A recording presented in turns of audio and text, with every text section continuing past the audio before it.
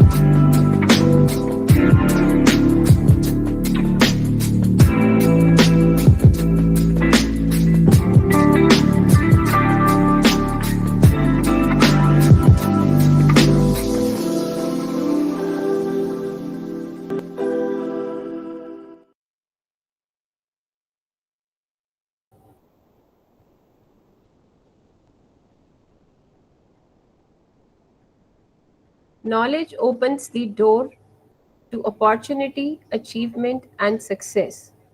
Good morning, ladies and gentlemen. On behalf of the BCIPS fraternity, we extend a very warm welcome to all on the second day of our ninth National Conference on Digital Transformation, Progressive Business Management, Entrepreneurship, and Social Security. Digital transformation deals with the application of digital technologies to fundamentally impact all aspects of business and society. There is no denying that digital transformation is revolutionizing every industry, business, customers, and workforce with the intent of creating a mutually beneficial platform for academicians, corporate leaders, and researchers for productive interactions, enhance capacities, and improve social networks. An event like this would be conducive.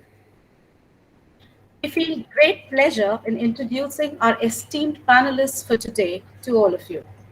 Our first panelist and moderator for this discussion is Mr. Raj Sharma, founder and CEO, Public Spend Forum.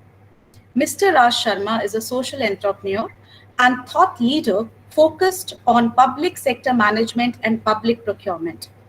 As founder of Public Spend Forum, Sir is working with leaders and stakeholders across local, state, and federal governments across the world to build practical frameworks, tools, and communities to address the most common challenges in public procurement. He also founded Sensio Consulting Group, a firm recognized nationally for its focus on operational excellence in the public sector. He also serves on several boards, including Girl Rising, University of Pennsylvania's Center for Asian Law, Michigan State University's Executive Advisory Board, and NCMA's Board of Advisors. We extend a hearty welcome to you, sir. Our next distinguished panelist is Dr. Indraneel Bose, a fellow of the prestigious Higher Education Academy UK FHEA. Has been working in the capacity of Dean with the School of Business in the University of Bolton, UK, at their International Academic Centre. Previously, he also taught as senior full-time lead faculty of the University of Wolverhampton, UK, at their UAE academic operations. He has also taught in the EMFS courses for the international graduate programs on business of the University of London, offered through the London School of Economics and Political Science at UAE. Sir has been successfully engaged in teaching and academic responsibilities of the international online MBA programs of the University of Lincoln. He has also served as the impaneled faculty for the Global MBA program offered by the Northwood University, Michigan, USA, under the International Partnership Agreement with the University of Bolton RAC Academic Center, UAE. He has been associated with the prestigious B schools and the universities to teach AACSB accredited postgraduate curriculum on business in adjunct roles in various institutes such as IMT Dubai, IMT Ghaziabad, Watson University Hyderabad, India, Nirma University Ahmedabad, India. He is on the advisory panel of several prestigious universities in India for their research programs. Thank you, sir, for honoring us with your gracious presence. It's a great honor to introduce to you Dr. R.S. Pradhan, Professor, Tribhuvan University, Nepal. Sir has done valuable research on working capital management, for which he was awarded the PhD degree of the University of Delhi in 1986. He has also completed a one-year course under the Faculty Development Program at the Indian Institute of Management, Ahmedabad. He has also served as a visiting Fulbright faculty in the College of Business, Florida State University. Sir got an opportunity to visit University of Hong Kong in July 1996 and then Rikyo University, Tokyo, Japan as a research scholar from September 2000 to January 2001. As an author, he has numerous finance articles to his credit, published in different national and international journals. He's also worked in many projects funded by donor agencies as a finance specialist. It's a real honor to welcome you, sir. Scott, thank you. Our next distinguished panelist is Dr. Eman Kalyan Chaudhary, Associate Professor and Chair at Chittagong Independent University, Bangladesh. Sir is an Associate Professor and Head of the Department of Accounting at Chittagong Independent University. Earlier, he worked as an Assistant Professor and Chair of Accounting Department at Premier University. He was in charge of implementing a higher education quality enhancement project financed by the World Bank, monitored by the University Grants Commission of Bangladesh and the Ministry of Education to enhance quality of education at territory level. He is also chair of BBA program of CIU Business School. Dr. Chaudhary's research interests span empirical accounting and finance. He is a reviewer for renowned publishers such as Emerald and Springer. He also examines PhD theses of different foreign universities. We extend a hearty welcome to you, sir. May we now request Mr. Raj Sharma, our moderator for this panel discussion, to take over the proceedings. Please, sir. Thank you so much, and thank you to everyone for joining today. And first of all, I just want to say I'm joining from the US, and it is about 2 a.m. and I actually was delayed on a flight. So I'm actually taking this from the airport. And so apologies for not being on camera right now, but I was able to make it. So thank you for hosting. And I want to just first start off by saying thank you to Dr. Vikas Deya, Dr. Dipali Saluja, and Ms. Priyanka Chadha, and also my former colleague, Ayush Jain, for inviting me today and hosting this event. I have hosted many events and organized many events myself over the past 20 years. And so I know how much work it is. And so I really appreciate all the time and effort you all have put in to organize this event. So I'm also really excited to host this panel. I have some slides I'll show, but you know, we're joined as already introduced by a really esteemed panel with great expertise. So I'm looking forward to having that discussion today on digital transformation and learning from everyone here. So I always look at these as opportunities to learn. So I'm really looking forward to that. I'll just start off. Let me just share my slides. I will say, I think anybody who's participated with me, I think Ayush will attest. I like to host and moderate really conversational type events and discussions. So we'll really try to make this discussion lively for all of you. So, so let me just go ahead and share my screen and bring that up. Okay, hopefully you can see my screen. Sorry, I am just going to the right. Okay, there we go. Okay, so the focus of today's topic, as you know, is really what does digital transformation mean in the context of business management, entrepreneurship, and social security. So we'll dive into that a little bit, that part of the discussion. And then what are its impacts, right? So that's really important to understand not just what technology means, but what are the impacts it can have on business, entrepreneurship, social security, et cetera. And the last thing, how can we adopt digital transformation to drive impact?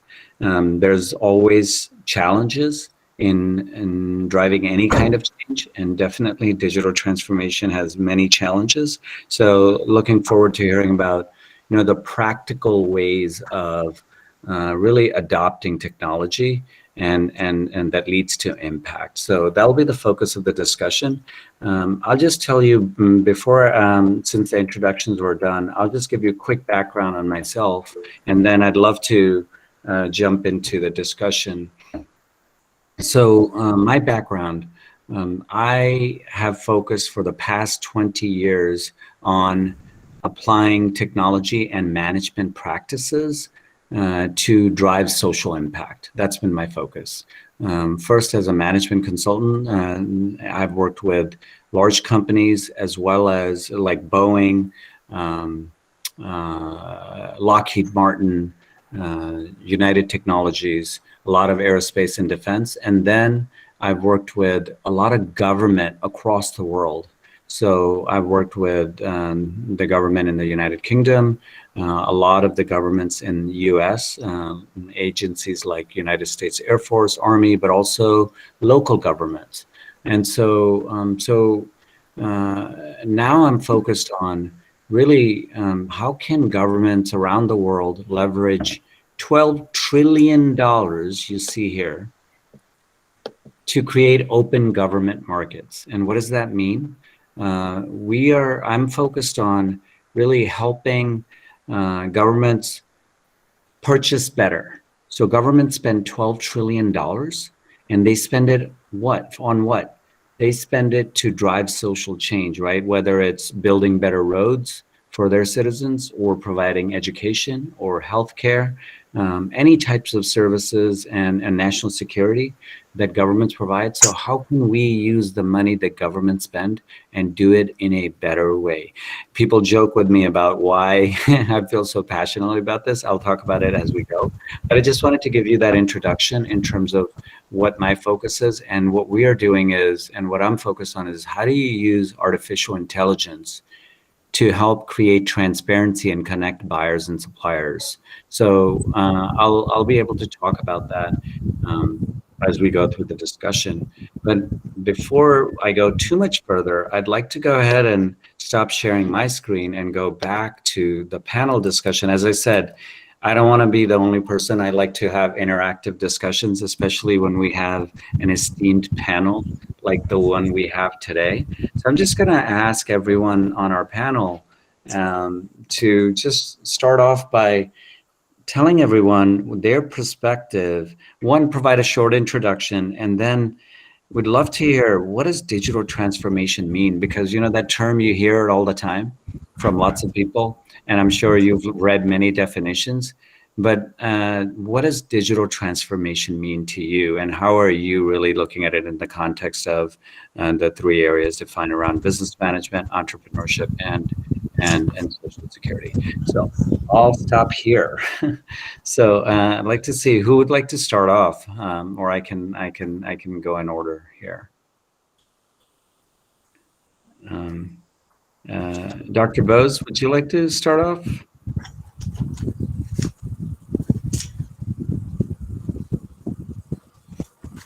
We can't I'm not sure. We can't hear you, I don't think, right now.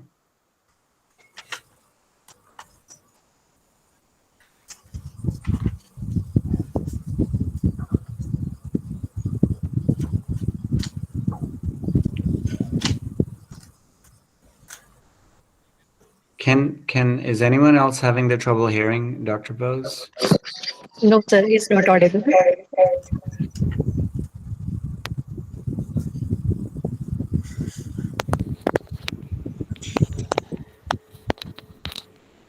I think now I am audible.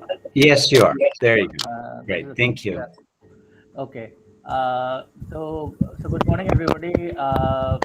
So I'll be speaking a little bit about my experience in digital application in higher education, what I have seen here for last around 8 years. So my experience is that, see, there are different aspects of digital education, application of digital platforms for education. For around last 8 years, I have taught in different systems and covering the students from different countries. When I started teaching online, it is in the year 2014.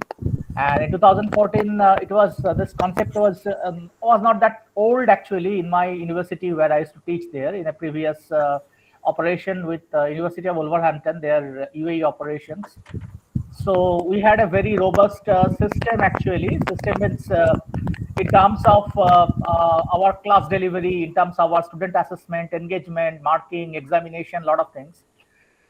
So some sort of platforms we created for our universities, I mean operations in UAE.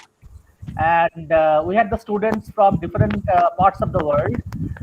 Later, this particular practice of digital teaching and learning and teaching and learning practice and everything actually, I have seen that that has intensified to a great extent because of the COVID and other things.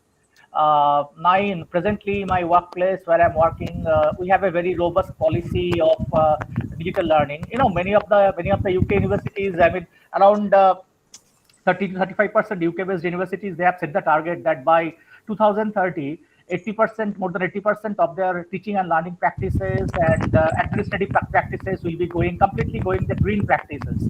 They will not be using the paper or documents, something like that. So that is a big challenge they have set for themselves. So we are all off campuses, and everywhere, wherever they have the operations, they are now mostly adopting these things. Even it is in the regular program also. So only very few minimum things they are adopting, only the paper and the normal traditional way. Otherwise, everything almost is being done on digital. I mean, none of the reports we actually submit now in the paper. Everything we submit, reports, audit reports, quality reports, documentation, everything we practice actually through the digital mode. Personally, when I came from a different system, definitely I faced some difficulty to adapt to that. But now I'm very much comfortable because once you started working on that and ultimately you are comfortable with the system, it's actually I'm more comfortable in doing digital all these things than through the paperwork and all everything. Now there are different aspects involved in it. I mean, different places. Even I have taught in some of the Indian system also as adjunct faculty, some of the premier places. But what I have seen that they're also using the digital platform in a large way. My point is that adoption of technology is definitely that will happen. But the people perspective is very important because when you are going for adopting new technology or new way of doing things, a lot of people are not comfortable initially, but they become comfortable quickly, easily, they adopt it. And apart from that, when you are going for teaching learning practices, how to engage your class, how to engage your audience, that is a different ball game totally. Because you are not going to see them face to face like what you see in the classrooms. So how to engage them, how to conduct the exams. Definitely different technologies have come up. Like I took some examinations online completely recently. Even I just having the examinations in my university online. That is, we are using the proctored Webex software, where we can see the students actually they're writing the papers, and it is completely AI-based platforms. And see when the students are doing some kind of malpractices, they can easily caught in that particular case better than the way that we can do. And definitely the physical examination, normal examinations. Apart from the teaching and learning, we are having more and more opportunities to cover larger number of audiences because many of our students are spread across the globe. I taught with University of Lincoln online program. And I've seen the students are from different parts of the world, from somebody attending from Singapore, somebody attending from Brazil, somebody attending from, Morocco, all these kind of countries. So one challenge is there only, that is the time zone issue. Otherwise, it's absolutely fine, no issue at all. Students can be engaged in a better way. Even we can see at their faces, we can make our teaching content and delivery plans in a different way. But it is a good practice. I think it's nothing wrong in it. So that is the thing I want to say, just from my experience, my perspective. That's great. So, thank you so much, and I look forward to diving into this a little bit. I think digital learning, the world is, especially during COVID, you know, it's taken on so much more acceleration. So thank you. This is it'll be interesting to hear, and you highlighted some of the challenges around people and change. So I look forward to discussing that more. Thank you. Would Dr. Chaudhary, would you like to go next? All right. Hello, everyone. I'm Dr. Imankulan Chaudhary. Hello, do you hear me? Yes, we hear you. Hi, Dr. Chaudhary. Thank you. Well, I'm very young as a researcher as well as a teacher. Comparing to you all, I'm not versed experienced, but I just want to share my experience here. See, Bangladesh is a developing country, and our country is doing extremely good. And due to the COVID-19 pandemic, our country has been suffering a lot. And I just want to show you the picture of our country in the education system. See, there are two types of education. One is the public, that is government run, another one is private. If you see, private organizations, private schools, private colleges, private universities, they are doing far better than public. Now, Mm-hmm. the reason is private organizations adopted technology faster than the public universities or organizations. In public sector, you see there are subsidies and government grants, and as a result, students from different levels study there, and most of them are poor. Most of them are poor, brilliant and poor. But in private sector, you see usually affluent students from affluent family, solvent family go there and they can achieve the knowledge and everything, degrees. So what happens actually, you see, investment is important, and the government is also investing a lot of money, but unfortunately, the technology part has always been ignored. And as a result, the COVID pandemic taught us that uh, we are not actually ready as a nation to combat this type of kind of what should I say, unexpected situation. As a result, what is happening? The students in the public universities, they are 2 years already lag behind from the comparing to the private university students. They cannot sit for the exam, and they are not getting degree, and they need to wait. So actually, we should not blame them, and they also cannot blame the organizations, because organization is not prepared. You see, they never thought that this situation might come, and we need to conduct our classes from the home, and we cannot meet, we cannot go to the university, and it was absolutely unthinkable. As a result, even public organizations were not also ready. So what happened actually in case of private organizations, they very quickly managed it. And when they saw that it is supposed to be prolonged, and they're not going to get any such immediate result, and then they organized, they created, and they connected, and the people who were stakeholders, and of course, in the respective of guardians, teachers, students, and everything, they were ready to accept this change, and it was a bit easy for the private organizations to tackle this challenge. So as a result, we see students from the private organizations, they are getting the degrees in time, whereas public university students are suffering. So this is just a lesson for our country that you do not take necessary precautions. I mean, before the accident happens, then of course you need to suffer. And this is how our country is suffering, especially the public sector. And to me, as you said, how do I define digital transformation? As I mentioned, this example clearly indicates that you may think of digitalization, you may think of technology, you may think of everything, but unless and until you connect people, unless and until you create the culture of accepting the technology, you cannot ensure satisfactory implementation of the digitalization in any country, in any organization, or any place. So to me, digitalization is all about connecting people and creating the culture of accepting the change. And that's what I personally believe. And if you want me to say more on the digital Bangladesh and its current situation, then I can go on, or you want me to hear later on? Yeah, maybe we can come back, and that's great, Dr. Chaudhary. Thank you for setting that up, and I think for everyone here, I think, and by the way, if anyone has to share slides, please feel free to do so. But Dr. Chaudhary, you highlighted some good challenges here. Definitely, how do we provide education, and how can digital transformation, hopefully, and technology help in providing better education, more access to education the people that are not as affluent and are poor. And that's a big challenge. Even in the United States, we see the impact from COVID, and the more affluent are able to afford more resources, whereas the communities and people that don't have as much access, and they're being left behind. So it definitely is a big challenge as we proceed. So hopefully we can turn it into an opportunity. So look forward to coming that. So the learning part of this. And Dr. Pradhan, then thank you so much for joining. It would be great to hear your perspective on what is digital transformation.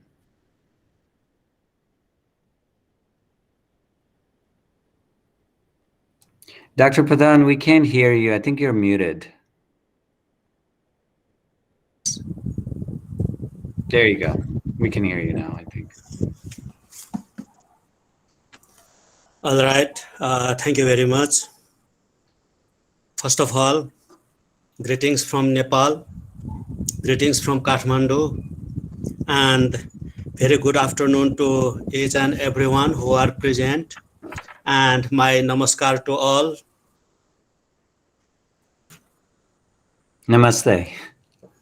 And I would like to congratulate this BC Institute of Professional Studies for organizing this international conference.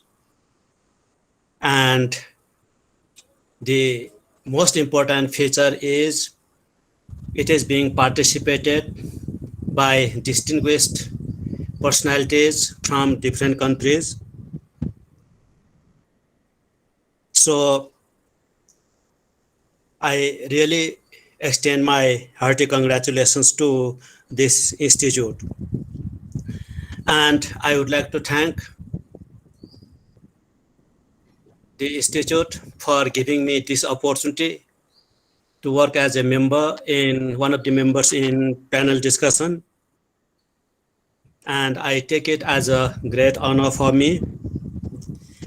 And I always enjoy meeting distinguished professors from India and other parts of the world, because I get more to learn, I get more to understand, and I get more to interact.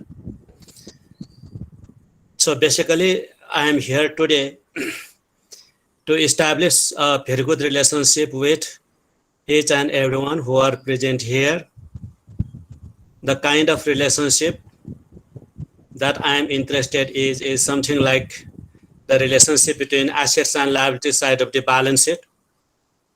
We know what kind of relationship exists between assets and liabilities side of the balance sheet.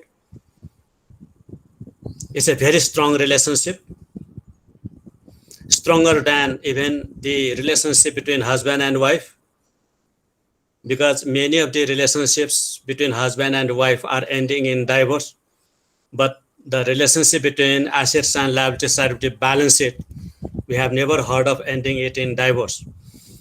So thank you once again for giving me this opportunity. Now, I think I will share the slide.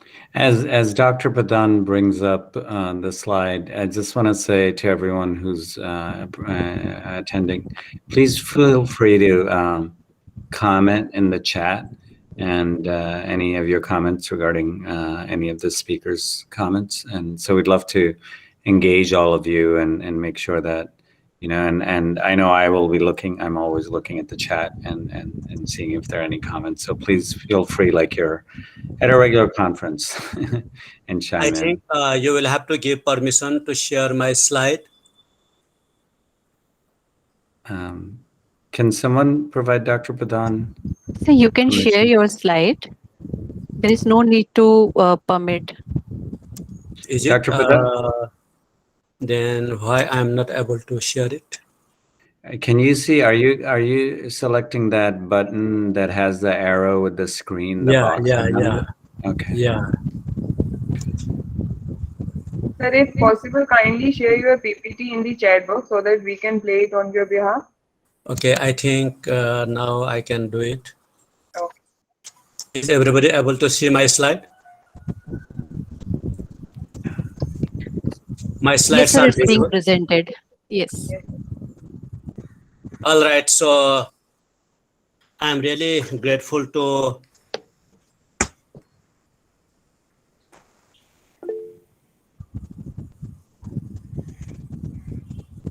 Dr. Aparna Mishra ma'am, Dr. Vikas Dahiya, Dr.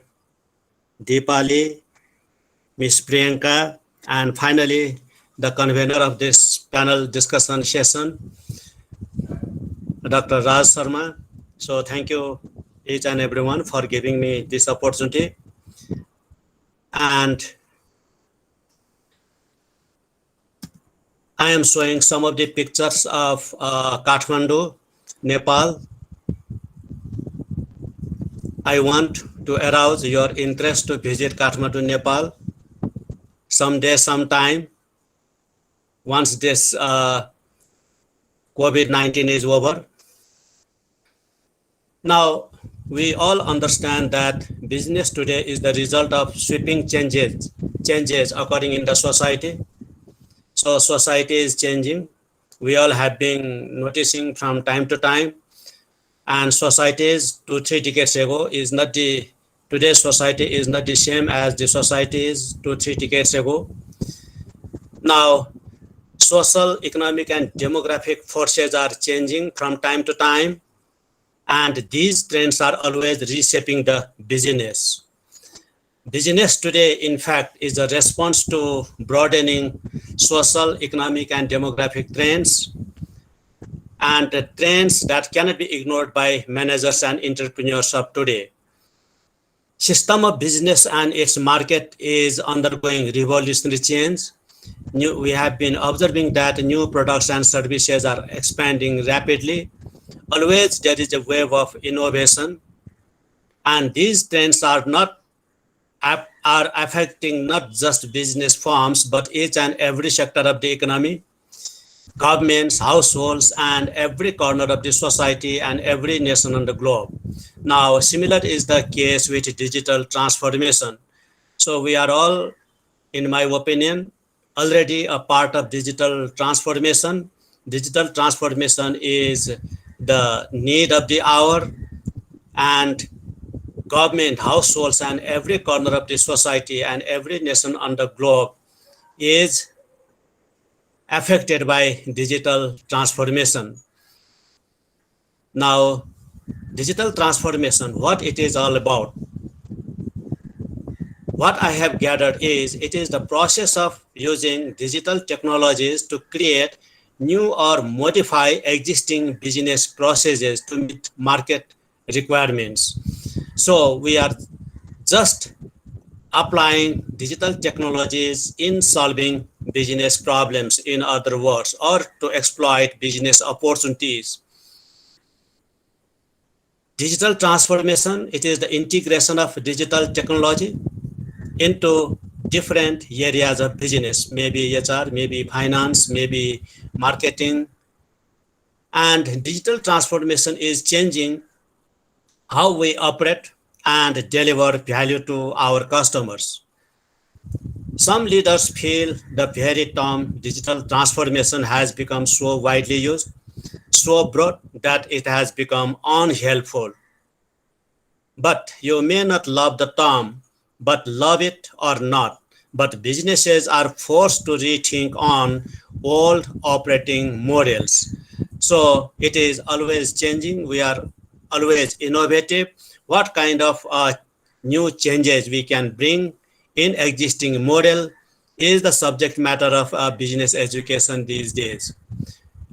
We are all affected by COVID-19 pandemic. It has brought many new urgency of meeting digital transformation goals and forced many organizations to speed up transformation work. Recently, organizations have started thinking if they are lagging behind their peers on transformation. So that means each and everyone is after digital transformation as much as possible. Some are quite ahead and some are little behind. But the word digital has a problem because it means a lot of things to a lot of people. It has many meanings to many different people. For some, digital means going paperless, but for others, it may mean data analytics, or for some, it means artificial intelligence, etc. and etc.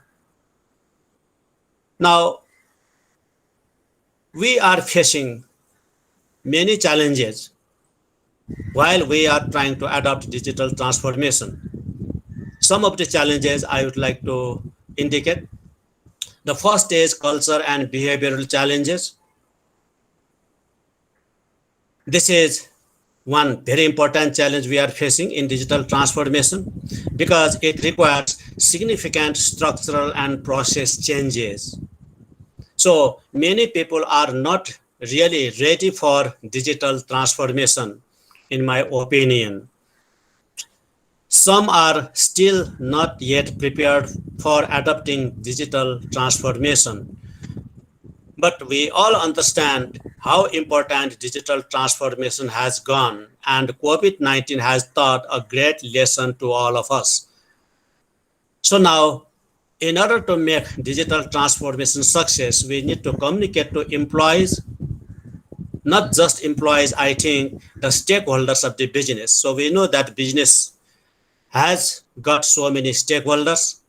Business has to deal with not just employees, but then there are creditors, there are lenders, there are suppliers, there is government, and at the end, society as a whole.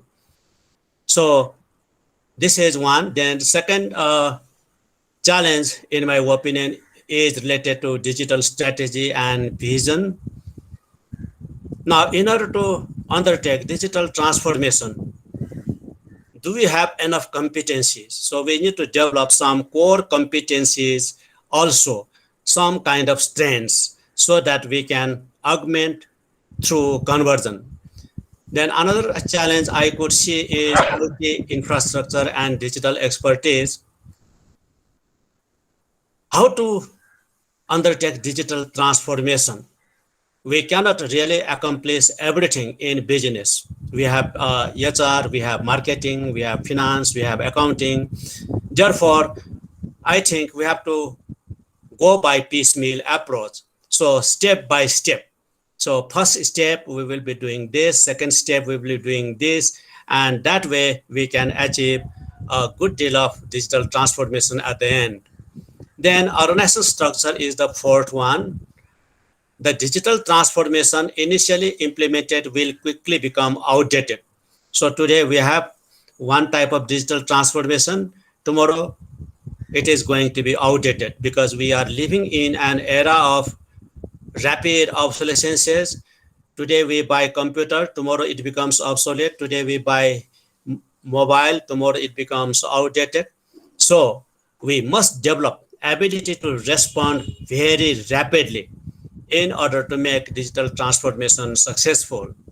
Now, there are some barriers also, like employee pushback. So we need to convince employees, then lack of expertise to lead digital initiatives. All the firms are equally ready to adopt digital transformation. Then organizational structure is also very important. Then lack of overall digital strategy is also important. Then at the end, enough budget is also required in order to make digital transformation successful. So a business may take on digital transformation for several reasons, but by far the most likely reason is the survival issue. So presently, we all have been observing that many institutions are adopting digital transformation mainly for survival issue. But in my opinion, it should not be limited to survival only. we have to take it further and further. And when we want to adopt digital transformation, I think all the businesses should remember that digital transformation should be customer centric.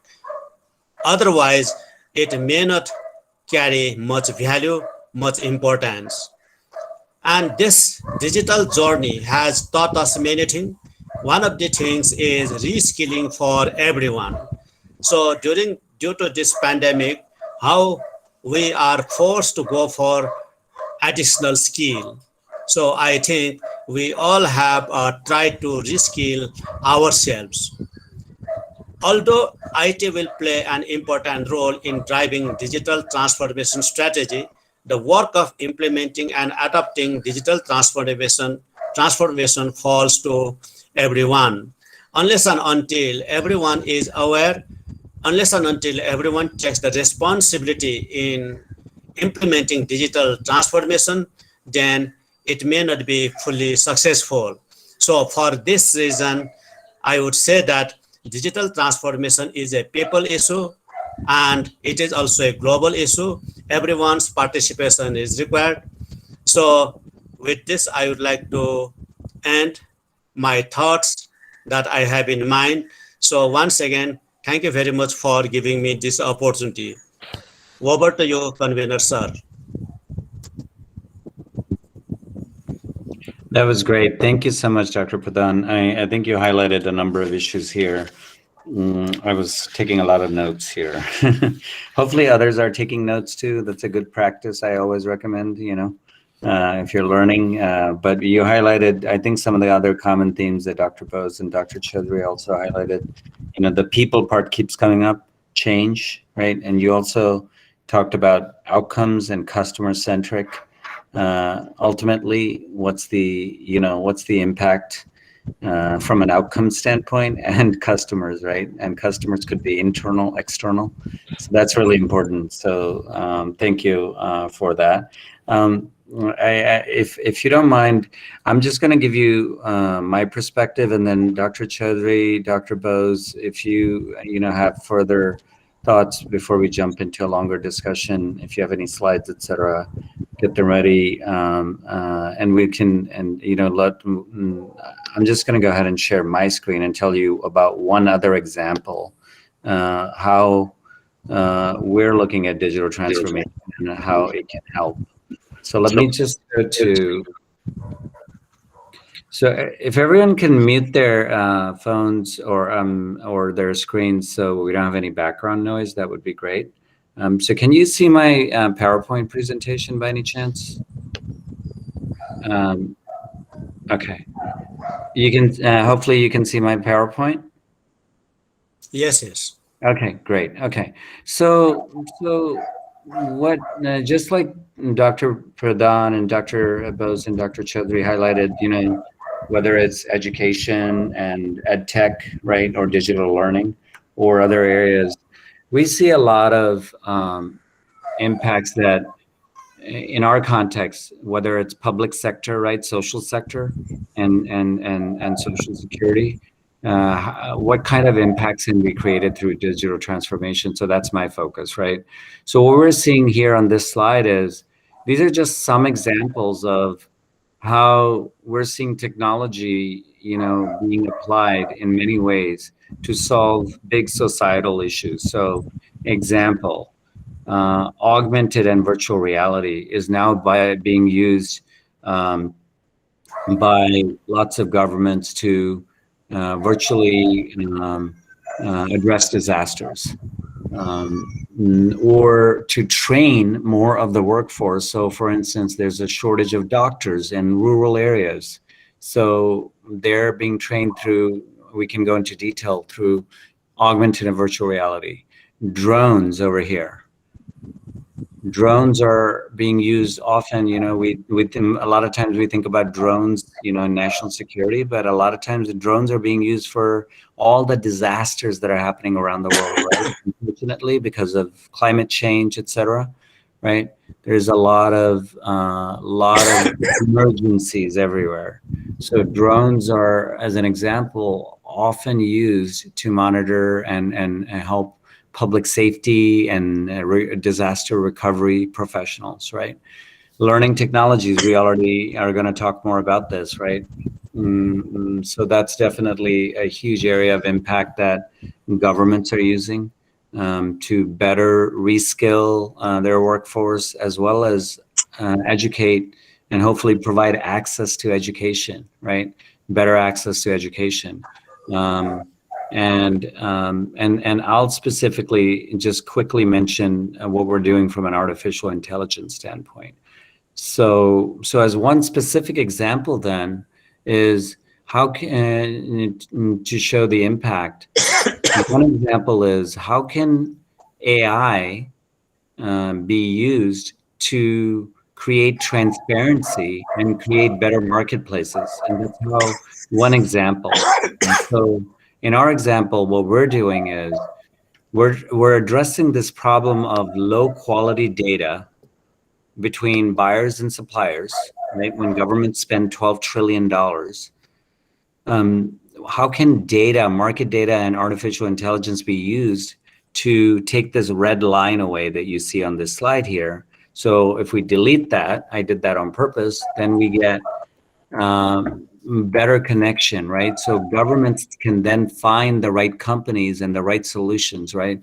So a lot of times from an entrepreneurship standpoint, how can we connect entrepreneurs and others and give them access to all the money the government spend? And that requires data and transparency in markets, right? More visibility. So one example here is, how can data and AI help create transparency? It's a big problem. So in one example here, how we're thinking about it is, how do you collect lots of information on markets that's unstructured? Documents, websites, you name it. How do you structure it through artificial intelligence? And then how do you make that data accessible? So now the world, almost think about it as, how can you shine a light, right, into any market in the world? So all of a sudden, say some entrepreneur who has a talent, right, and some technology or solution he or she is building, let's say in some, small town in India. How do we make all the governments around or any buyer around the world see, hey, there's a technology here that we can use? So that's the goal. That's one example of, from a social impact standpoint, that we are focused on. And I could get into this, but I'm gonna move ahead to the, our panel. But AI offers, just one last example here, an ability, by using really advanced techniques, right, that are highlighted here, to create transparency and understand what's happening between buyers and suppliers. Where are the technologies being developed, right?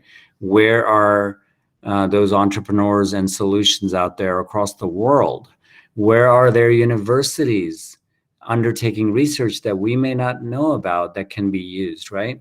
But it's not easy to understand that. And AI, and that's how we're doing, is to understand both the language of markets in terms of, where is activity taking place around the world, and then how can we connect governments that are trying to solve problems on their behalf, right, on behalf of their citizens, and connect them to those. So I'm going to stop here, and I can talk more about this later if anybody's interested, but I'm more interested in going back to our panelists then. Dr. Bose, could you talk a little bit then? I don't know if you have any slides to share, but then you talked initially about digital learning and the challenge of moving 80% to green practices. Could you speak a bit more about that in terms of digital learning, the challenges and opportunities you're seeing? Okay, there are certain things. Not only in higher education, one example I always give in some of the sessions or also in the classes, say one example, how digital learning based on AI and all these things actually helped and completely transformed the learning dimension of the corporate sector also. Many of you know might be that the GlaxoSmithKline the company. Now this case study is available. It's a Harvard Business Review, Harvard case studies actually, and Ivy Park case studies also. We teach in the classes.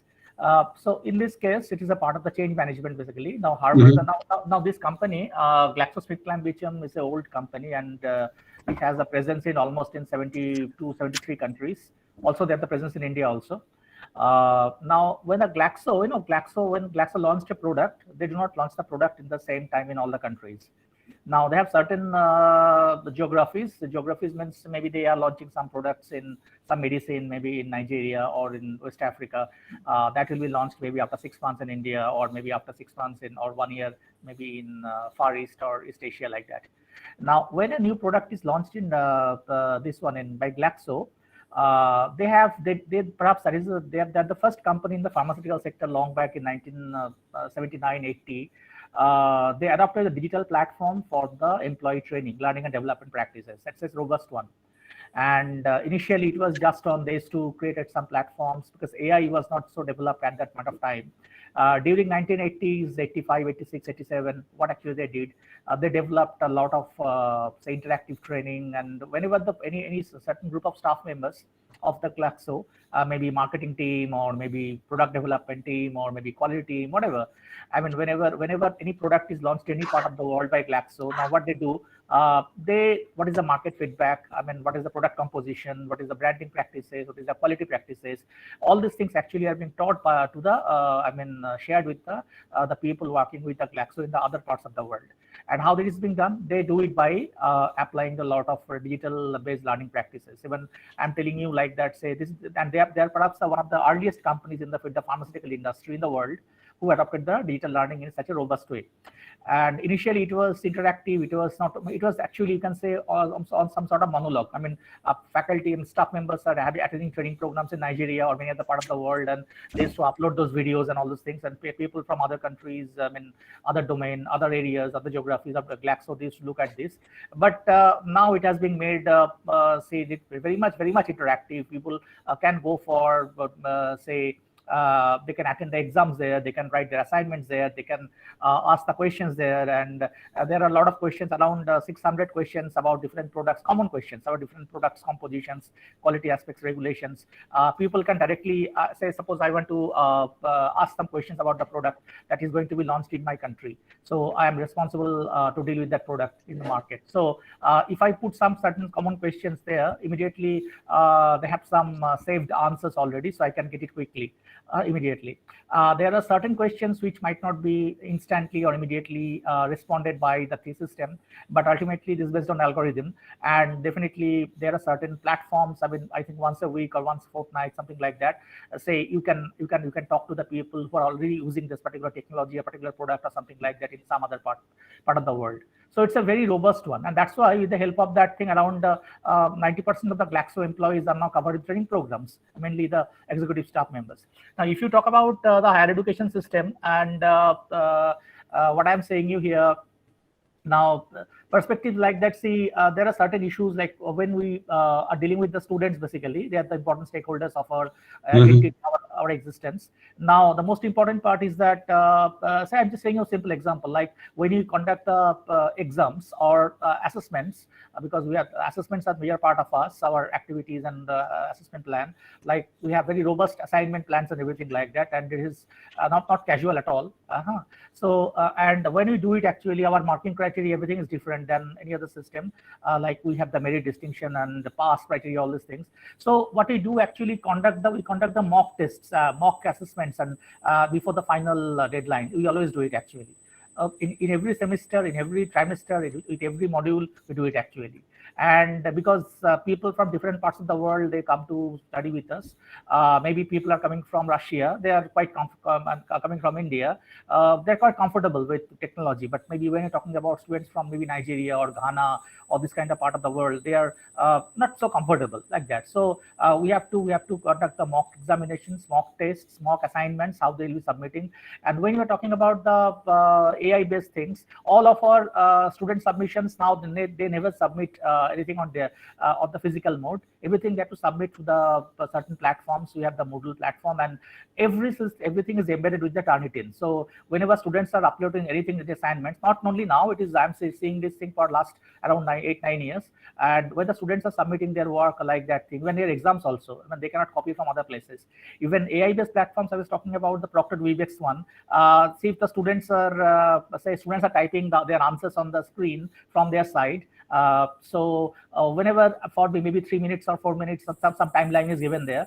When they are actually moving out of that, or maybe they're thinking about some malpractices, immediately they got the alert. It's AI based actually. So immediately they send it to us. I am here only. I am not going anywhere. I'm doing not malpractices. So you can catch them actually.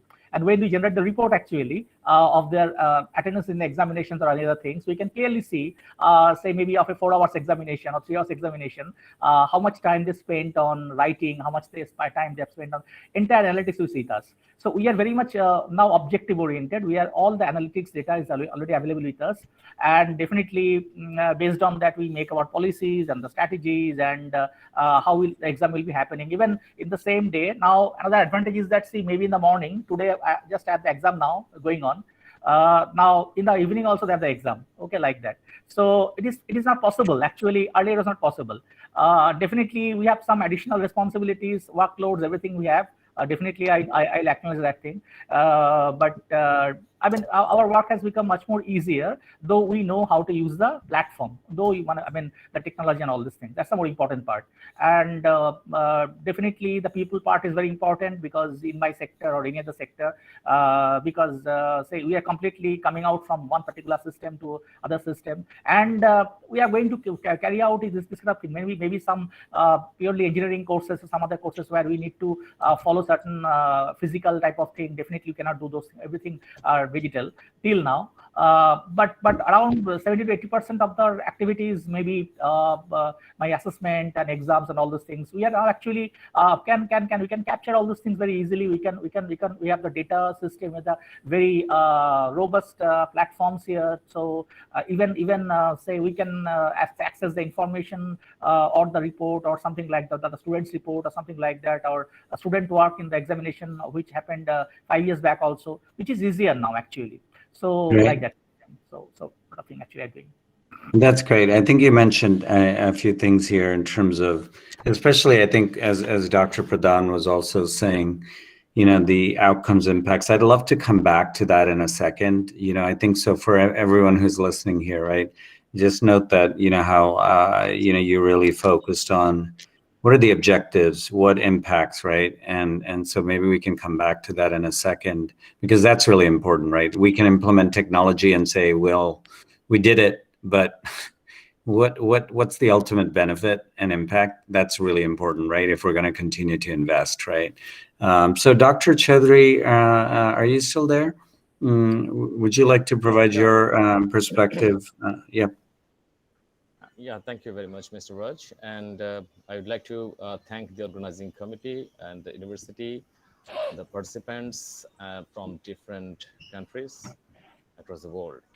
So since, as I said, I will share how Bangladesh has become a digital, and how do we see the transformation of Bangladesh from traditional country to the digital country. And I think it will be quite interesting for you.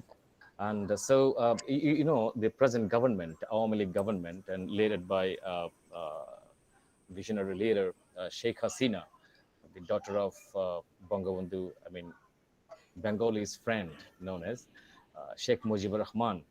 And she is now leading our country, and you'll be quite amazed to see the changes.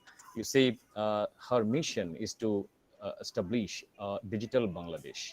Now, digital Bangladesh, you see, Bangladesh is progressing, with 8.2% GDP. This is absolutely, what should I say, impossible to believe, but it is happening. And 8 million people since 2010 have come out of the poverty line, and they are now employed. Their lifestyle has changed, and they are not living under the poverty line anymore. And if you see, our country is hugely based on government sector, where you see I'm using few statistics, and I think it will be helpful for you to get an idea about this. Our country is going ahead based on the government sector and pharmaceuticals. And the government's export is increasing 16% in every year. And we are ahead of India as well, India and Vietnam. We are just behind China only. And Bangladesh has 17 crore people. And interesting part is more than, I mean, 50%, more than 50% of below 25 of age. So this is a great opportunity because we have young workers, and there's a myth that young people adopt technology faster than the old people. And now you see, technology is also enabling these people, I mean, who live in the remote areas. They're connected and they're now coming to the main economy. And if you just, I just want to give you how Bangladesh has planned to, transform this manual country to the digital country. You see, first of all, there are 29 high-tech parks established right now in our country, starting from the Rangpur high-tech to 28 different high-tech parks in different parts of the Bangladesh. And the objective is to help IT and IT-enabled companies to provide quality service across the world. So these will be the base. And then to train entrepreneurs, to create entrepreneurs, and to enlighten people about the technology, Sheikh Kamal IT and Incubation Center has been established at Nator. And there are 7,880 Sheikh Russell Digital Labs across the country, where more than 43,000 multimedia classrooms are available for the people to be trained. And women are more than 50% in our country. To empower women, government has taken She Project, She Project, to bring, it provides training to 10,500 women in every year so that they can become independent entrepreneurs. And to attract young people, especially the young stars, so that they can earn while they learn. Government has started learning and earning project by developing games and applications. It's great. And since right now 100 export processing zones are now under project.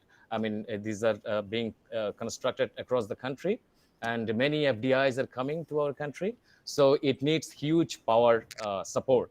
And Bangladesh government established 2.4 gigawatt Rupur nuclear power plant, and which is about to be completed within next year. And it will ensure electricity for all. So now only 93% people in our country are, they have access to the electricity. So once this Rupur nuclear power plant, goes to the production, it will bring every Bangladeshi citizen under the electricity, and 100% will be ensured. So connection is important, as I mentioned earlier, because keeping people, in the remote areas, you cannot think of digital Bangladesh. So keeping in this mind, Bangladesh has taken project, and it is already started. Yesterday, the Metro Rail project, Metro Rail started. It is known as Dhaka Metro Rail, which will connect around 483,000 people every day from different parts of the country to the Dhaka. And another Padma bridge, and I think, I don't know whether you have heard of this. Bangladesh government solely financed this bridge, and they wanted to take help from the World Bank, but due to different reasons, anyway, it didn't happen. And it was a kind of challenge for Bangladesh government to implement this project, and it was like impossible task for Bangladesh to construct this Padma bridge. Anyway, Bangladesh government has taken initiative, and without the help of foreign grants and IMF and World Bank, Bangladesh has managed it, and it is now very close to completed. Within December, I think the bridge will be open for all, and so it will connect. It will connect several million people from the northern parts of the country. And we have,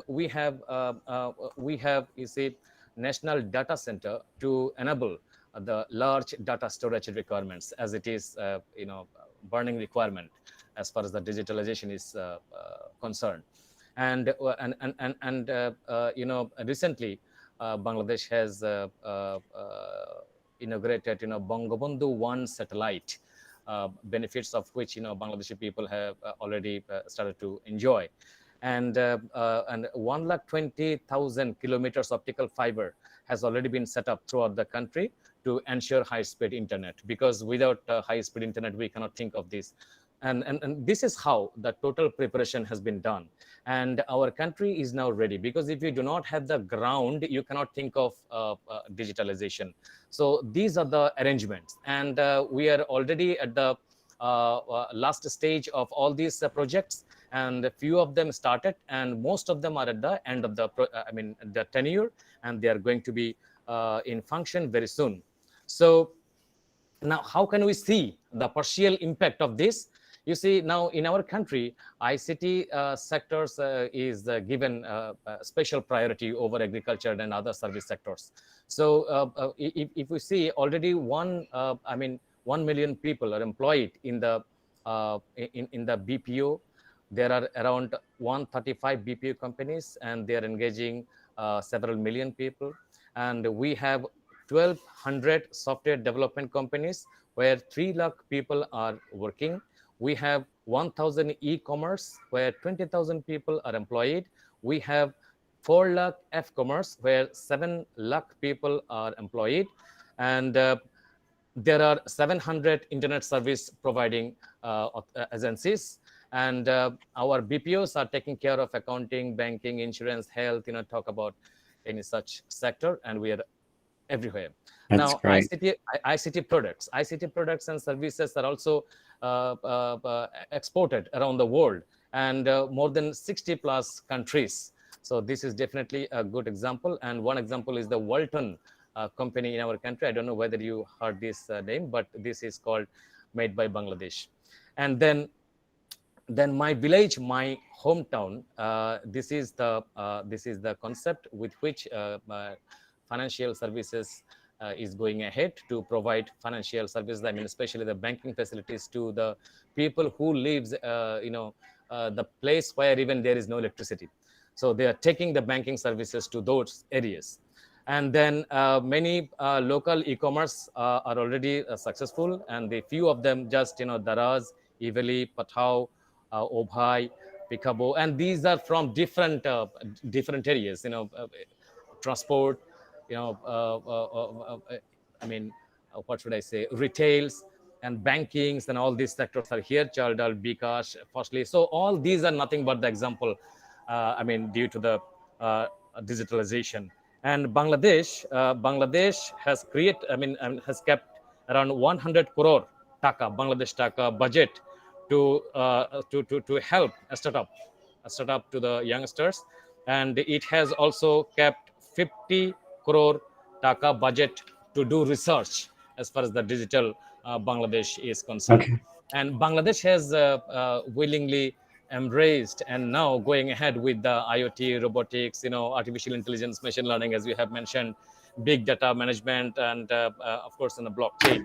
Sheikh Hasina herself, is very keen about blockchain technology, artificial intelligence, and she takes care of everything by herself. And her son Sajib Wajed Joy, he is also a techie guy, and he is now currently serving as the technology advisor to the Honorable Prime Minister. And so this is how our country is going ahead. And to create a meaningful solution and become a knowledge-based society, which acknowledges the fourth industrial revolution and takes advantage of this, our country is going ahead. And this is Great. just in short the success story of Bangladesh. Okay. And if time allows, then of course I will come back with other aspects. Thank you very much for listening to me. Great, thank you so much. I think you highlighted a number of things here, and if we have a chance, we'll come back to them. Around how the government's taken a really proactive role, so that's great, and in both enabling and supporting technology and creating these high-tech parks and and labs. So that's a great example, and perhaps we can talk about it more. Let me go back to Dr. Pradhan, and if we can just make this a conversation among the panelists, and so maybe we can keep the answers somewhat short. So for the remainder of the time, about next 17 minutes or so. So just one follow-up really quick. How do you, it's great to hear all the numbers. For instance, Dr. Chaudhary, you mentioned, so it's great to hear that you're measuring always. So my question is, how do you really ultimately measure the outcome, right? So we can say we produced so many number of things, or we implemented so many drones, or we, enabled better learning. What's the best way to ultimately measure the impact of technology? So maybe you can provide some short perspective on that, an example, so we can just go around and get it from everyone here.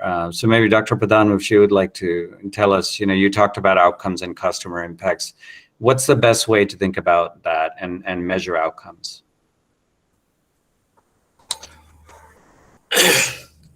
Okay, in my opinion,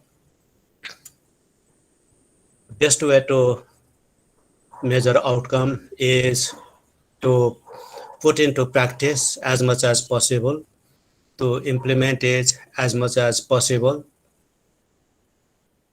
and do it step by step. For example, we all have been taking classes online, and initially we were all so confused and how to do it, and technology is also not known to us. Then there were so many technologies came up in between, so now we are familiar with those technologies to some extent also. So we have reskilled ourselves to take online classes. So that's how we should also implement in business slowly and steadily. And how this COVID-19 has changed the business, how new products have come, how new services have come. We all are quite familiar with them. So no need for me to indicate them. So that's how, businesses today are the result of urgencies. So COVID-19 has brought a kind of its own urgencies, and we are somehow, due to innovative approach, are able to cope up with the given situation. We had a lockdown for so long, but still, because of the technology, because of the digital transformation, how we are able to keep on surviving. We all understand that there are so many problems. I mean, when we want to deliver through this online lectures may not be very effective as a physical one, but still it is good because we are able to survive and we are able to keep on going. So that is our achievement, I think. And we have learned a good deal of lessons. We need to keep on trying more and more, so that, look at the banks, how at one point of time there used to be a big rush. Now everybody is operating from home, so banking services can be done from home only, and that's the biggest outcome I could see. Okay, thank you. Over to you, Dr. Raj. Thank you. I'm not a doctor yet, so Okay, no I'm problem. working maybe over But you are time. more than doctor. No. The way you are handling the session. Okay. Well, thank you. So no, those are great examples, banking, learning. So you see all the impacts. I think anyone else, Dr. Bose or Dr. Chaudhary, what's a short perspective on like how to measure Yeah, outcomes, for example? yeah. I'm just telling. I think there is some noises coming from that side. Yeah. Okay. Because I'll be telling quickly. I was when other panelists were talking. I was going through quick research on the internet. about I am basically from India, but I stay in UAE and before UK also. So I'm just telling you a few great things. I mean, when I'll be giving the perspective quickly on the Indian perspective and the UAE perspective. This is a report published by McKinsey in 2019. By this thing, it has been shown that India is among the top 2 countries globally on the digital adoption. Okay. As per the report in 2019, 19 report published by McKinsey, and it is actually around 1.8 billion, 1.2 billion people have been enrolled in the world's largest unique digital identity program. What we say, the Aadhaar card. I also have one. Okay, that is one of the largest in the world. And 12.3 billion apps have been downloaded in the year 2018 only. Okay. 1.17 billion wireless phone subscribers India has, only behind China. Now these have been creating, even that Samsung has the largest manufacturing base in Noida now, and it is a part of the government of India, Narendra Modi's government, the government of India Digital India mission. Okay, that particular plant is creating around 14,000 jobs directly and around 56,000 jobs indirectly in Noida region, in Delhi NCR region. Okay, 560 million internet subscribers Indians have, and it is the second after the China only. 354 million smartphone devices have been sold in India in the year 2018. 294 million users engaged in social media in India. India has the largest number of subscribers of the Facebook, Twitter, and LinkedIn in the world. It is the second fastest digital adopter among the 17 major countries in the world. I mean, what are the major countries in the world? South Korea, Sweden, United Kingdom, United States, Singapore, Australia, Canada, Russia, Japan, Germany, France, Italy, Brazil, China, Indonesia. Definitely India is there. South Africa. Now from 2014 to 2018, as per the report, 90% growth rate has been reported that Indians have gone digital. Okay, on different parameters. Now, definitely, this has created the big boost in the digital economy in India. Now, it is around $6,900 million or billion dollar is being invested in India from different parts of the world, from India itself. All the major industries in India, they have gone digital in different ways, like we call about Tatas, Builders, Goenkas, Kirloskars, Bajaj, and everyone, traditional and non-traditional one.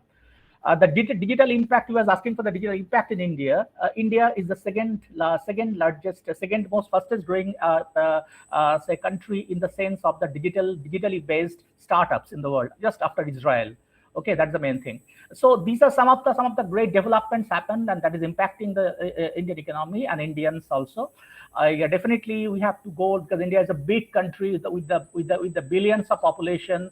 Our challenge is not like any small country; it's a big country. Definitely we have a very robust mechanism, but whatever we have achieved, I think we are very proud of. I'm personally very proud of. If you go for the UAE, UAE is a very small country. It's a very dynamic country. I'm staying here for 8 years. I have a very high regards and respect for this country. Now, when I see, just take example, social entrepreneurship. Social entrepreneurship, I was writing some paper a few days back. United Arab Emirates, it's it's a very surprising thing. People say Arab world is nothing, they do not know about digital, all those things. UAE is one of the most digitized nation in the world. This is a very small country, only 9 million population stays here. Okay, everything is digitized here, starting from our Emirates ID to everything like that. Okay, even they can track our vaccination program, because it was like that thing. When the vaccination, I have taken the vaccination around in the month of February this year. After that, every 3 months we have to go for the COVID test mandatorily in this country. So just before the date, the particular date, 3 or 4 days before, the alert automatically comes to me, and so this was the day when you get the vaccination of the last COVID test. So we have to go for this. Apart from that, the social entrepreneurship for the people here coming in this country, A lot of even Indian companies, UK-based companies, US-based companies, they have set up their digital labs here. What they have also done in India, in Bangalore, in Hyderabad, in Pune, in Noida, in Delhi, on these places. Okay, so same like that, they have done it. And it is not only creating the employment opportunities for the young people, but also it is creating the positive environment for starting the entrepreneurship. And that is very important, because India is also becoming one of the important startup locations in the world, as I just mentioned. And definitely, and the most of the startups are based on technology only. Okay, so there are so many impacts happening. If you look at even across the globe, even India is one of the pioneering countries in the field of telemedicine, because India has so many of the satellites. Okay, they have launched since India got independence. The first satellite may be launched in Aryabhatta in the year 1978 or 79. Now India is launching the satellite of many other countries also, friendly countries. So with the ISRO, Right. and even so ISRO and the NASA both are in very close coordination. Even UAE is launching its first satellite from the Arab world. The NASA and the India is helping them. So I am telling you a lot of things there. Actually, it's not only enhancing the international prestige of our country, my country, but also it is creating the real ground impact for the people's employment and other things. That's the more important thing I should say like that. Thank you so much. Great, thank you. No, those were great examples, and definitely a lot of progress in India and a lot of opportunity for entrepreneurs, for students, others, and businesses to learn and drive impact. So I know we're coming up on time here. So I just want to ask for. Sorry to interrupt you, Mr. Raj. There are certain queries in the chat box from our participants also. So can we take few of them? Yeah, no, thank you for highlighting. Let me take a look really quick. Absolutely. So if we can keep our answers very short, because we're almost out of time, 6-7 minutes. Is that correct? We have Yes. 7, right? So if we can keep our answers to less than a minute, please. Let me see. Okay, so can you provide your opinion on how to handle the security or privacy challenges related to digitalization, so digital transformation? That's a great question. I'm sure that's a much bigger answer than 1 minute, but what's a very short response? Who would like to take that? How do you address all the cybersecurity and other also data privacy challenges? One example I'm giving you, say there was a cyber attack on 11 UK universities portals from China. Okay, source of all devils. Okay, fine. Sorry to say that. Okay, so now our official email IDs, offshore campuses of all 11 UK universities, that University of Manchester Metropolitan University, University of Bolton, a lot of universities, University of West London, Stirling, all these have been blocked for around 5 months. This was because of the cyber attack from China. And see like that, and still we are it's very difficult for us to access our emails, official emails. That's why we're using the personal emails, which is unfortunate. Second thing is that a lot of cyber attacks and all these things, data security issues, we are trying to make it triple layered, four layered security issues. Mainly in the banking industry, it's very important. We have some students, they work in the banks like Deutsche Bank or HSBC Dubai or Emirates NBD, local bank here. They're all big banks. Now they actually, I'm telling simple example, like Deutsche Bank has been asked by the UAE government, federal government, Minister of Finance and Banking here, to ensure that their technology platforms are ensuring maximum security of the data protection because of all these things. And their Deutsche Bank is actually working as a mentor bank for all the local banks, or the banks even working here in this part of the world, Middle East. I mean, not only in UAE but Oman, Bahrain, Qatar, everywhere. So they're investing huge amount of money. Definitely in India also it's happening, because only a few days back you see the digital violation happened with the Air India website, and a lot of credit card details around say 3 lakhs or 4 lakhs of data. I mean, the credit card details, the journey details, everything has been stolen. So this is a major challenge, definitely. And definitely even the State Bank of India has said that last year itself only that around some huge amount of money has been taken from the bank account holders in India. So these are definitely major challenges. Definitely the other countries are doing pretty well, and India is doing pretty well. I would not say that yet. Even say when you go for the platforms which are being used by the banks, like that is developed by Infosys. I have seen in outside also the same software is being used. Now Infosys is working on that to make that particular software more robust, more protective, and more secured. So like that kind of thing. Great. So there are a lot of things have been done. Thank you. Okay. Well, thank you. Anyone else want to provide comment on that? Dr. Chaudhary or Dr. Pradhan? Well, back in 2019, 81 billion US dollar was stolen from Bangladesh Bank, and it happened due to the negligence of the Bangladesh Bank. And although the trial is still pending, so from this example, we just can say that people should be aware of all these things.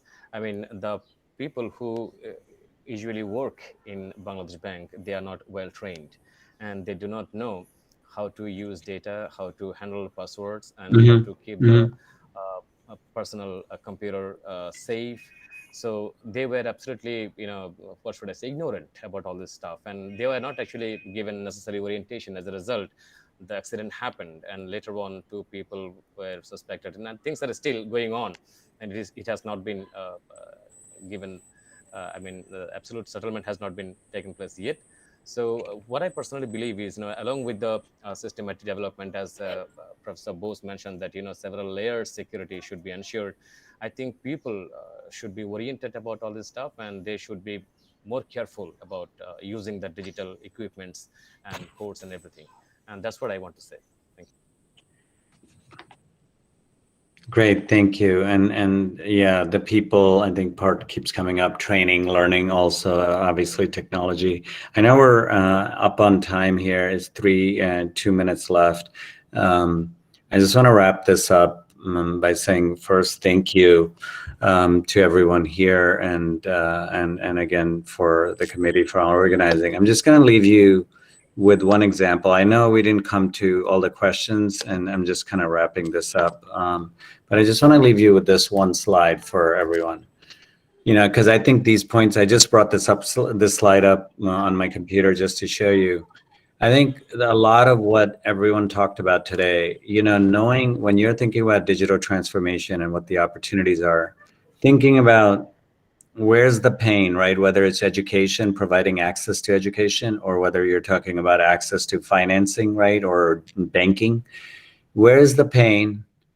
What can we do to improve the goals, right? Then how can we create outcomes and success, right? And then think about in the middle, why what we're doing right now doesn't work, and what can we do about it? So you as students, I think somebody asked, as management students, et cetera, what they can do. This is a simple innovation framework that I've used for a long time, but I think it covers a lot of the points here. So if you want to contribute towards, how do you use digital transformation to drive impact? Think about all the societal and other pain that exists. What can we do to drive success? What does success look like over here? And then what are you going to do? What innovation can you bring, right? Or what how can you work with any company, et cetera? So that's just a very simple framework. But I just want to end with that and say thank you to Dr. Bose, Dr. Pradhan, and Dr. Chaudhary. I'm definitely going to follow up with each of you to hopefully learn a bit more and dive into, what Bangladesh is doing, what you're doing in Nepal, and Dr. Bose in UAE and others. I know I'm always interested in learning internationally what's going on and how can we bring all those lessons across the world. So thank you, and thank you again to the committee for organizing and for inviting all of us. So appreciate it. Thank you. Thank you. We thank all our distinguished panelists for their valuable and thought-provoking insights and a lively discussion. May I now call upon Ms. Priyanka Chadha, Conference Co-Convener, to present the vote of thanks. Over to you, ma'am. Thank you, Dimpy ma'am. Respected Director Dr. Aparna Mishra, eminent speakers, our most valued invited guests, academicians, dignitaries, people from industry, faculty and staff of the Institute, and our loving students. I take this opportunity as an immense pleasure to extend our vote of thanks on this great occasion. I, Priyanka Chadda, on behalf of the BCIPS family, extend to you a very hearty vote of thanks for gracing the event and sharing your expert opinions and experiences related to the conference theme. We are honored to have the presence of Mr. Raj Sharma sir as the panelist and moderator of the panel discussion, for consented our invitation and gracing the event by sharing his rich experience. He has accepted to join the session even during his odd working hours. Such a kind gesture of his side is highly appreciable. Thank you, sir, for your brief insight about the impacts and opportunities of digital transformation through the public sector in USA, such as application of drones for nation security and in case of natural disaster. He focused on how can artificial intelligence be used to create transparency and market experiences, use of AI for ontological analysis, along with various barriers faced in implementation of digital transformation. Also, sir, your contribution as an effective moderator in this session is highly commendable. You were absolutely outstanding as a facilitator of this session. Thank you so much, sir, for your terrific and very professional example you set as a moderator. Thank you, sir. Thank you so much. I thank Dr. Indranil Bose, sir, one of our panelists, who took out some time from his busy schedule and spending that valuable time with us. Thank you, sir, for coming and gracing the event by your presence and sharing your valuable experience on the concept of digital transformation and growth of digital learning and education system among various countries in last 8 years. Thank you, sir, for highlighting the growth of digital transformation in our country, India, like the role of Indian government is taking various IT-related projects, efforts taken for better social security, like issue of Aadhaar card and all, investment from various parts of world in India. Thank you, sir, for updating us on various aspects of digitalization growth in UAE also. Thank you so much, sir. Thank you so much for your presence. I thank Dr. Radhe Pradhan sir, our another panelist, for gracing the event with his presence.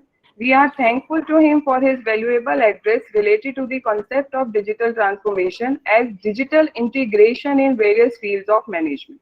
He suggested that social, economic, and demographic forces and trends are always reshaping the business along with the digital transformation.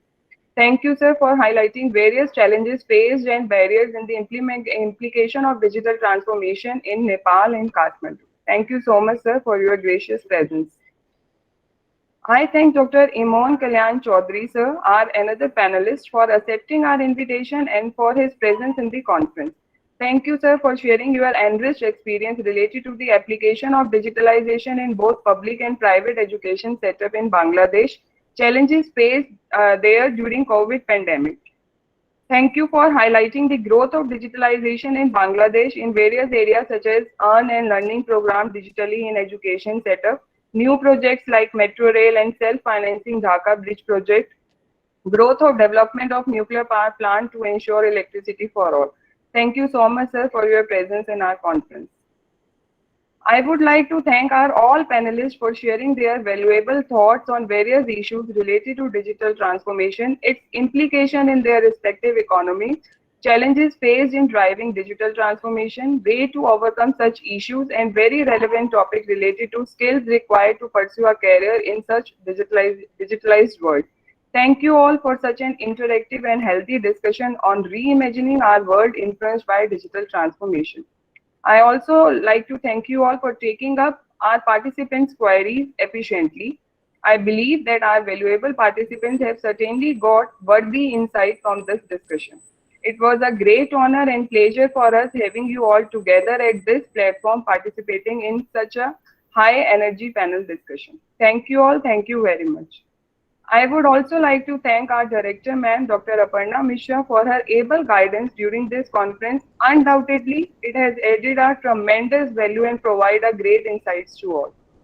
I take this opportunity to extend our most sincere thanks to all our guest invitees who have come from different parts of India to make it a big success. Thank you all. Thank you very much for attending this panel discussion of our conference. Over to you, ma'am, Dimpy ma'am. We will now break for lunch and start with our technical session 2 at 2 p.m. We request you all to please log in time. Thank you all. Okay, thank you. Thank you once again for giving me this opportunity. So bye-bye to everyone. Thank you so very much to all the panelists. Thank you so much. Thank you. Thanks. Thank you. Thanks for coming.